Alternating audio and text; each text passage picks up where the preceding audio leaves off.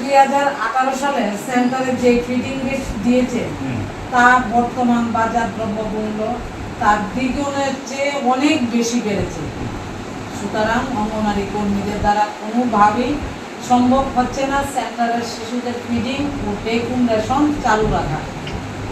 কারণ দেখেন, আপনারা জানেন স্যার, বর্তমানে কোনো বাজারে একটা ডিমের দাম আছে 10 টাকা, অফিস থেকে দেওয়া হয় 6 টাকা 25 পয়সা। কিন্তু গভর্নমেন্টের থেকে যখন চালু করা হয়েছে, দুনিয়া কিন্তু স্প্রেড হয়েছে যে 10 টাকা করে দিতে হবে। এই জায়গার মেয়েরা, আপনারা অনেক সময় কথাটা কইয়া থাকেন যে 6 টাকা 25 পয়সা ইয়ার যতটা ডিমে ততটা দিবেন, কোন তো স্যার অনেক সময় কম না আপনারা। তাইলে এখানে দেখা গেছে 10টা ডিম করা বেনিফিশিয়ারি, কিন্তু আমরা 10টা করে ডিম পাম, কেন আমরা 5টা বা 6টা ডিম দিতাম? তো আমরা চাইছি যে আমাদের এই ফিডিং রেটটা যেন বাড়ানো হয় স্যার। আপনার কাছে আমাদের শুধু ডিম না, প্রত্যেকটা জিনিস, আমি তো ফিডিং সমস্ত ফিডিং মানে কি এটা হলো বন্ধ।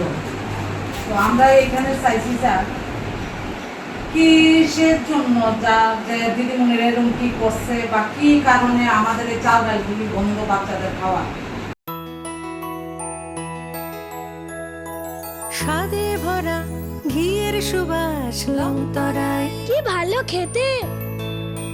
শুদ্ধ ঘিয়ের আবেশ ভরা লংতরায়, অপূর্ব সুগন্ধ, পুষ্টি ভরা ঘিয়ের খাবার, গাওয়া ঘি প্রিয় সবার লংতরায়। একেই বলে বিশুদ্ধ ঘি। বিশুদ্ধ ঘি নাম মনে রেখো লংতরায়। লংতরাই ঘি রোজ খাবারে তোমাকে চাই। লংতরায়, লংতরায়, লংতরায়।